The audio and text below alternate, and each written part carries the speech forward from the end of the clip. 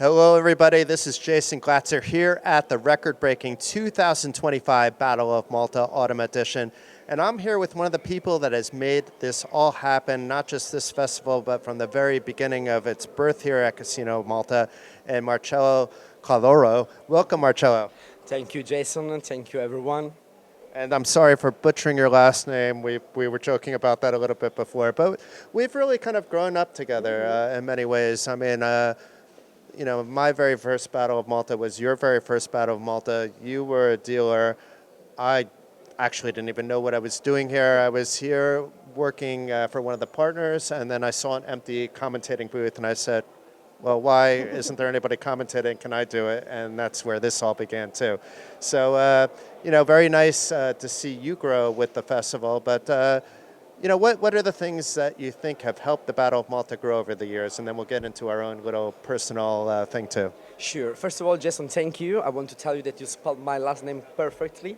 That's like... So let's say that, as you said, it's actually true that we grew up together, not only here, but in other locations. 2019 was, I think, our starting here, let's say. And I think I'm proud to say that we both grew up quite fast, and we really mark our names in this business, I would like to say. So I think that regarding to your questions, I would say that Battle of Malta has for sure many people involved, as you know. For sure, I know that I'm one of the key guys of the festival, but we tell you with Mario and all around the staff, now we reached almost 400 people of staff, so it's quite a huge number. I would say that Battle of Malta is a festival which actually really made for players. I think the true secret is about the way we listen to players' feedback. Because I think many festivals, for sure, they try to go, and, make decisions regarding the upgoing, the preference of players. But I still remember, do you remember when Charlie put the big box, when you just drop your feedback, And since then, I think this completely gives us a different direction. So we always try to accomplish and make decisions and the schedule and the structures regarding about what players truly want. So I think this is something that creates in players the understanding on that, and also the loyalty that now we got from the player. That's why we keep growing up as numbers. And I would give you a massive round of applause, except it would be a little bit awkward with the microphone in my hand. Not only for the growth, but for what actually transpired. It was a record-breaking main event, more than 6,000 entries. Brilliant. We've already talked about that. Congratulations. Absolutely amazing. But on your end, you're the staff, you're in charge of all the staff. Mm-hmm. Okay, so let's focus on yesterday specifically. Sure. We had 1,990 entries. That's more than any single event ever, actually this year in Malta, on a single opening flight during the Battle of Malta. During a single opening flight with a turbo flight, running later, side events here and there, 26 cash games. How were there not any lines? I mean, this is easily, it went from Battle of Malta in the beginning, yes, had growing pains.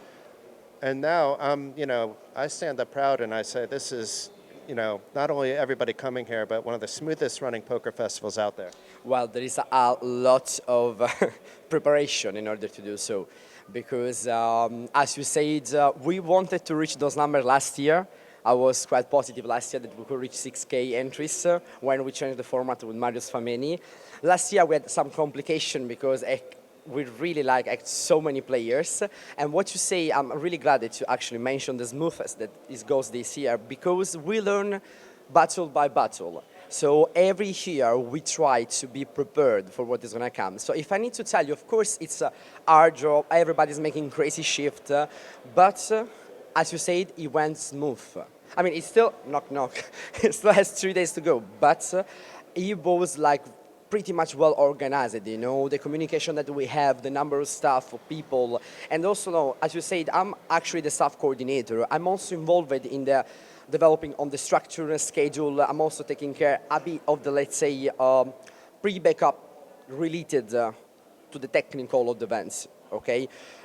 But as you say, the selection on the staff, so the number, as you could see, there was many, many more international dealers around. It's pretty much important. We still have our, let's say, our core staff as Italians one. There's also many Italian players, so I think it's important. Even if English is the only language allowed at the table, it is important also for players to relate with that. But having 1990, 1990, and if I can tell to everybody, guys, I wanted 2K so badly. It was just 10 inches away, you know. I nearly put down my media pass and said I'm going to enter 10 times. What's 6K when you can get to Exactly. I 2K? wanted to spend the money myself, Jason, just to reach 2K there, but it was an incredible. You say we reached it in one single flight, the number that many festivals they don't even reach it in like 5-6 days one, and this is what that you really make us proud because we accommodate basically everyone. We let every tournament running.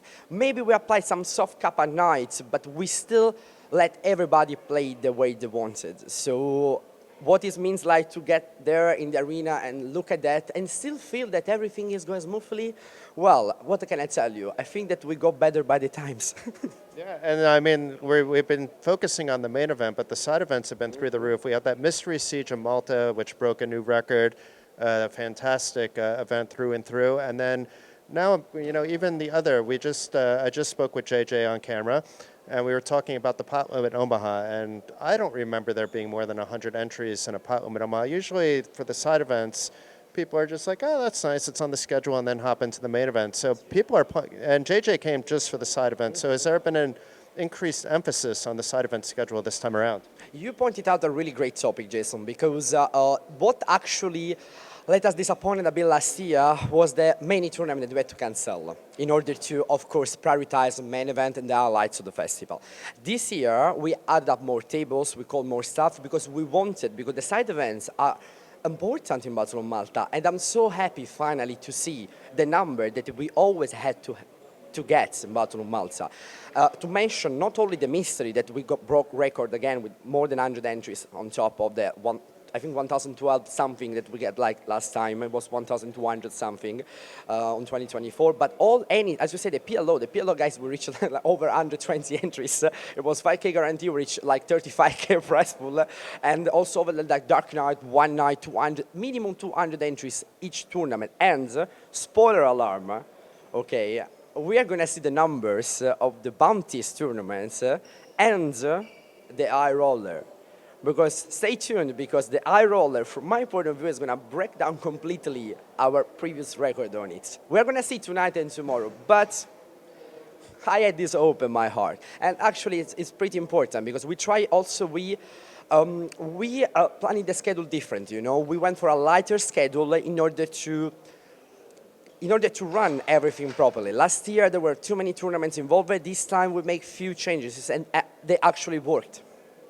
And it's been quite noticeable. But yet, we're getting to the point, once again, even with the expanded space, where we're running out of space, and this is getting bigger and bigger. So is that going to be the biggest bottleneck going forward? Or is there still more space that we can see the Battle of Malta? Like right here where we're having the booth, let's get another 20 tables in, so that's maybe one example. We have been thinking about, can you imagine me, Italian Mario? It's true, like 175 tables in both areas of the tournament plus 26 tables in cash game, they're still not enough.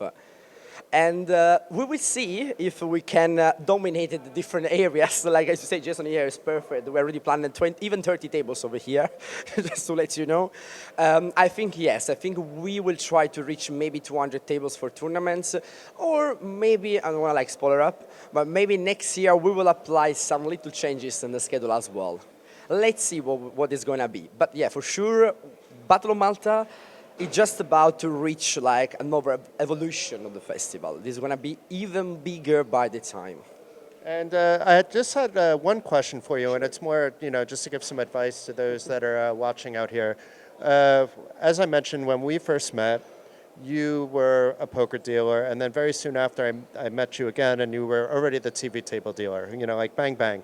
And you know, for me, like anything that I've accomplished in my life, whether it's this career or last career, it's because I believed in myself. And when people tell me no, I think about whether they're telling me no because they're trying to hold me back or telling me no because it's not something I should be doing. So believing in yourself, I feel, is quite important. But what's the trick for you? Well, as you said, our business, Jason, like all of our colleagues know, is a tough business. Okay, there are many people that want to grow up, many people that want like to reach. There is in Italy we say there is a lot to hit. You know, so my secret, as you said, for sure, is believe in yourself, especially as a staff coordinator, as a dealer coordinator. Back in time, I've been running many cities as a dealer coordinator all around Europe. You need to be strong enough to understand that when you are in charge of 200 more people, every decision that you take has to be for the bigger picture. So you need to be strong enough to don't listen to rumors and just go forward to your path. And I think the same that happened to you, Jason, basically. Regarding my personal career, I think that as soon as I started as a freelancer, because I started poker before that. But in 2019, when I started as a freelancer, I realized immediately that there were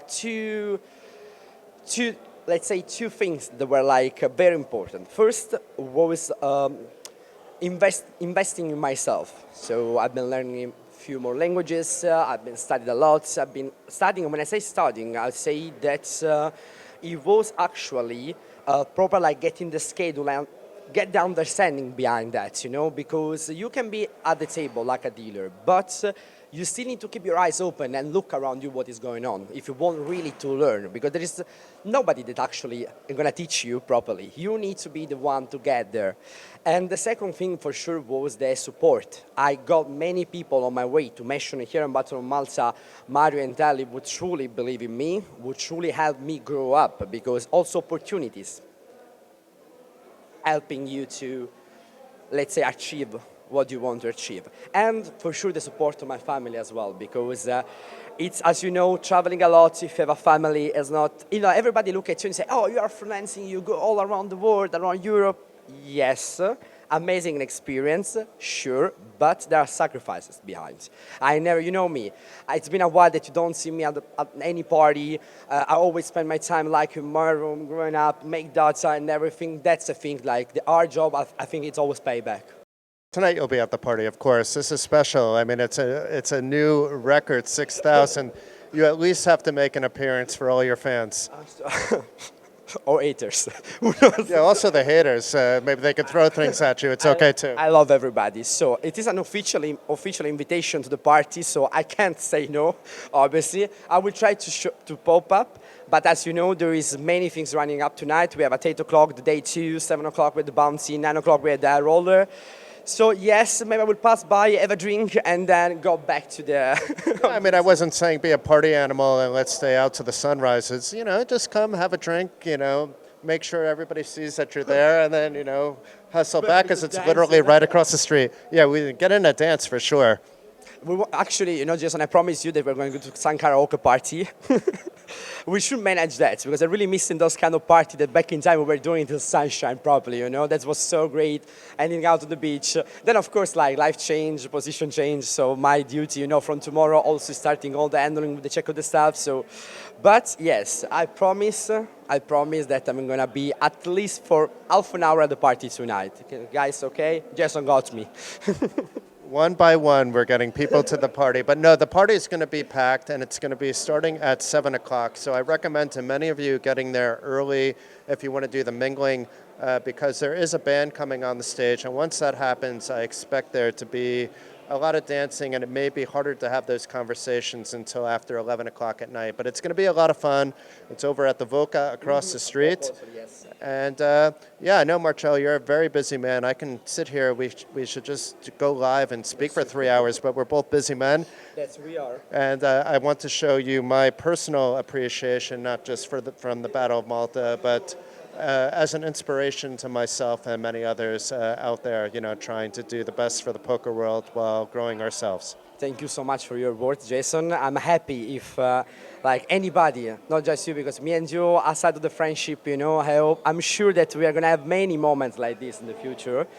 What I can say is, as for me and for Jason, if you believe in what you do, and especially if you think it's the right way, doing things in the right way as well, just do it. You know, just do it, and maybe one day you're also gonna be like with me and Jason over here. You know, but like to talk about everything we are done. So thank you, Jason, for your words and also for your time and for your interview.